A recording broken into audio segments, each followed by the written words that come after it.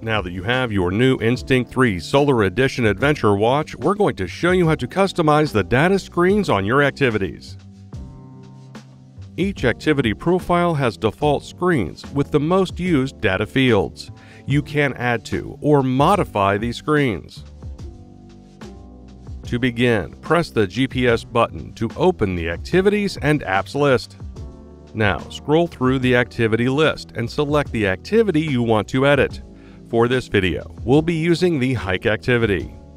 The data screens for that activity profile will be displayed. Press and hold the Up menu button to open the Settings menu. Select Hike Settings. The activity name may differ based on which one you selected. Now select Data Screens. Here you will be able to scroll through all the default data screens.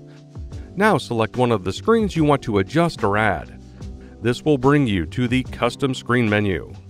Select Layout if you want to change how many data fields are shown on the screen.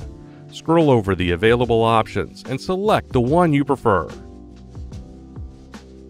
Now you can adjust the individual data fields. Choose the field you want to edit. Once selected, you can view the data field categories. For this video, we're going to select the Heart Rate Fields category.